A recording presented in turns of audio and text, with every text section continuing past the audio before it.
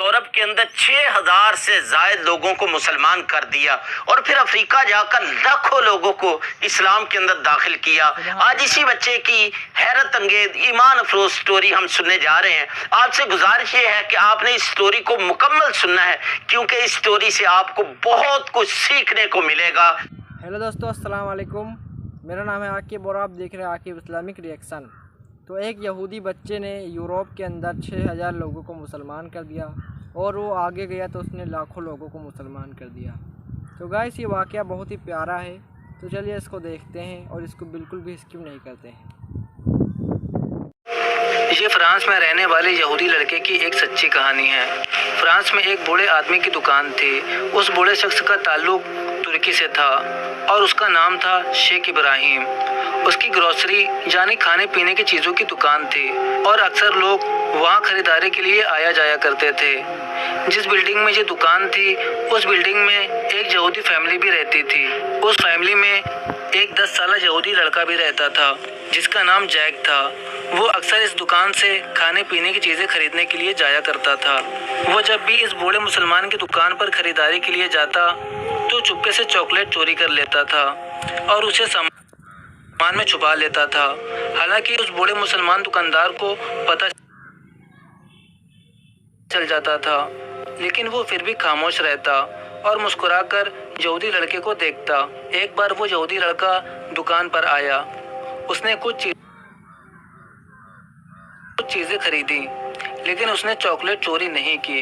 जब वो दुकान से जाने लगा, मुसलमान दुकानदार ने कहा, तुम हमेशा चॉकलेट चोरी करते हो, आज लगता है चॉकलेट चोरी करना भूल गए। ये सुनकर यहूदी लड़के को बहुत शर्मिंदगी हुई। वो लड़का थोड़ा डर गया और पूछने लगा, क्या आप ये सब जानते थे? मुसलमान दुकानदार ने कहा, हाँ मैं जानता था। यहूदी लड़के ने पूछा, अब आप मेरे साथ क्या करेंगे? क्या आप पुलिस को बताएंगे या फिर इसके बारे में मेरे माँ बाप को बताएंगे?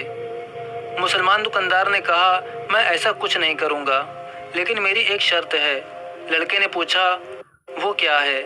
मुसलमान दुकानदार ने कहा, आज के बाद आप मेरी दुकान से या कहीं और से भी कोई भी चीज़ चोरी नहीं करोगे। अगर तुम मुझसे ये वादा कर लो तो मैं तुम्हें माफ़ कर दूंगा। तो उस यहूदी लड़के ने चोरी ना करने का वादा कर लिया। मुसलमान दुकानदार ने कहा, मैं तुम्हें डेली चॉकलेट दूंगा, तुम्हें चॉकलेट चोरी करने की ज़रूरत नहीं। वो लड़का उस मुसलमान दुकानदार के अखलाक से बहुत खुश हुआ। अब वो लड़का रोज़ उस दुकान पर आता, घर का सामान खरीदता, चॉकलेट लेता और उस दुकानदार से बातें करता रहता। इसी तरह वक्त गुजरता गया और वो लड़का जवान हो गया।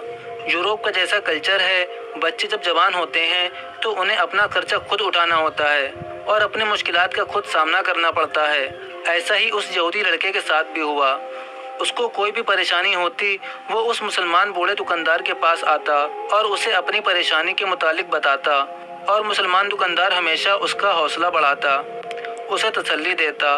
एक दिन वो लड़का बहुत परेशान था और उस मुसलमान के पास आकर उसे बताने लगा। तो वो बूढ़ा मुसलमान उठा, थोड़ी देर के बाद एक किताब लेकर आया और उस लड़के से कहा, इस किताब का कोई भी सफ़ा खोलो। जैक ने एक सफ़ा खोला। उस मुसलमान ने उसे पढ़ना शुरू किया। 2 सफ़े पढ़ी और फिर जो कुछ भी पढ़ा उसकी तफसील इस लड़के को समझाई और फिर उस यहूदी लड़के को उसकी परेशानी का हल बताने लगा। ये देखकर वो लड़का हैरान था कि ये किताब क्या है और उसने 2 सफ़े क्यों पढ़ी। उसको उस वक्त ये बात समझ ना आई। इस तरह कुछ दिन गुजर गए। एक दिन जैक दुकान पर आया, लेकिन वो बूढ़ा मुसलमान दुकान पर ना था। जैक ने पूछा तो मालूम हुआ कि वो बूढ़ा मुसलमान बीमार हो गया था, अब वो मर चुका है। ये सुनकर जैक उस मुसलमान के घर गया ताकि उसके बेटों की ताज़ियत करे और उसके लिए दुआ करे। जब वो बूढ़े मुसलमान के बेटों से मिलने उनके घर गया तो उनके बेटों ने कहा कि हमारे अब्बू ने ये किताब दी है और कहा था कि ये किताब जैक को दे देना, ये मेरी तरफ से उसके लिए तोहफा है। और वो किताब कुरान मजीद थी। जैक कुरान को लेकर घर आया और उसे अलमारी में रख दिया। अब जैक को जब भी परेशानी होती, उस बूढ़े मुसलमान की याद आती और उसे वो वाक़या भी याद आता कि कैसे उसने कुरान मजीद को खोलकर पढ़ा और फिर परेशानी का हल बताया। उसने कुरान को खोलकर देखा, लेकिन वो अरबी में था और जैक को अरबी नहीं आती थी। उसने सोचा उसे किसी मुसलमान के पास जाकर उसे पढ़ना चाहिए और वो किसी मुसलमान को तलाश लगा। आखिर वो इंडोनेशिया के एक मुसलमान से मिला جس کو عربی اور فرینچ آتی تھی۔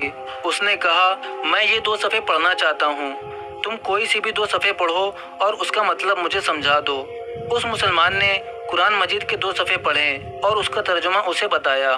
جیسے ہی جیک نے ترجمہ سنا وہ رونے لگا کیونکہ اسے اپنی پریشانی کا حل مل چکا تھا۔ جیک حیران تھا کہ یہ کیسی کتاب ہے کہ 2 صفحے پڑھنے سے آپ کو پریشانی کا حل مل جاتا ہے۔ جیک نے اس مسلمان سے پوچھا، یہ کتاب کس نے لکھی ہے؟ اس مسلمان نے جواب دیا، یہ اللہ کی کتاب ہے، اسے کسی انسان نے نہیں لکھا۔ اللہ نے یہ کتاب پروفیٹ محمد صلی اللہ علیہ وسلم پر نازل فرمایا ہے۔ یہ تمام مسلمانوں اور انسانوں کے لیے رہنمائی کی کتاب ہے۔ جیک کو محسوس ہوا جیسے اس کی تمام پریشانیوں کا حل کتاب میں موجود ہے۔ جیک نے پوچھا، وہ کیسے مسلمان بن سکتا ہے؟ اس مسلمان نے اسے بتایا کہ وہ کلمہ شہادت پڑھے اور دل سے ایمان لے آئے، اللہ کے سوا کوئی خدا نہیں اور محمد صلی اللہ علیہ وسلم اللہ کے رسول ہیں، تو وہ مسلمان بن جائے گا۔ جیک نے اسی وقت کلمہ پڑھا اور مسلمان ہو گیا۔ جیک نے جب اسلام کو قبول کیا تب اس کی عمر تقریباً 20 سال تھی۔ اس نے عربی سیکھنا شروع کیا اور اسلامی تعلیمات کو حاصل کرنا شروع کر دیا اور پھر وہ اسلام کا ایک داعی بن گیا۔ اس کے بعد اسلام کی تبلیغ بھی کرنا شروع کر دیا۔ فرانس اور یورپ میں اس نے 6000 لوگوں کو مسلمان کیا۔ اس کے بعد اس نے افریقہ کا سفر کیا اور افریقہ میں اسلام کی تبلیغ کی۔ افریقہ میں بھی بہت سے لوگوں نے اس کے ہاتھوں اسلام کو قبول کیا۔ وہ افریقہ میں 30 سال تک اسلام کی تبلیغ کرتا رہا۔ 2003 میں اس کی وفات ہوئی۔ اس کی وجہ سے لاکھوں لوگوں نے اسلام کو قبول کیا تھا۔ سبحان اللہ۔ اس سٹوری کے اندر میرے اور آپ کے لیے، تمام مسلمانوں کے لیے سب سے بڑا سبق یہ ہے کہ ہم قرآن مجید کو اچھے طریقے سے پڑھنا سیکھیں، پھر اس کا ترجمہ، پھر اس پر عمل، پھر اس کو دوسروں تک جتنا ہو سکے پہنچائیں۔ یہ قرآن مجید کے بطور مسلمان کے ہمارے اوپر یہ حق ہے کہ سب سے پہلے اس کو اچھے طریقے سے پڑھیں، پھر اس کو سمجھیں، پھر اس پر عمل کریں اور پھر اس کو دوسروں تک پہنچائیں۔ اللہ تعالیٰ مجھے اور آپ کو قرآن مجید کے یہ حقوق ادا کرنے کی توفیق عطا فرمائے، کیونکہ اس بچے نے یہ 4 حقوق ادا کیے۔ اس نے پڑھنا سیکھا، اس کو سمجھا، اس پر عمل کیا، دوسروں تک پہنچایا، تو کتنے لاکھوں لوگوں کی ہدایت کا یہ ذریعہ بنا۔ تو آج بھی ہدایت کا سرچشمہ قرآن مجید اور آقا دو جہاں صلی اللہ علیہ وآلہ وسلم کے فرامین ہیں۔ کوئی ہدایت حاصل کرنا چاہتا ہے، سیدھے رستے پر آنا چاہتا ہے، تو یہی سیدھا رستہ ہے۔ اس کے علاوہ دیگر جتنے بھی راستے ہیں وہ سیدھے تو نہیں ہو سکتے، گمراہی کے راستے ہو سکتے ہیں، سیدھے راستے نہیں ہو سکتے۔ اللہ تعالیٰ مجھے آپ کو قرآن مجید کو سمجھنے کی، اس کو صحیح طریقے سے پڑھنے کی، اس پر عمل کرنے کی توفیق عطا فرمائے۔ تو یہ آج کی مختصر ویڈیو تھی ایمان فروز، جو ہم نے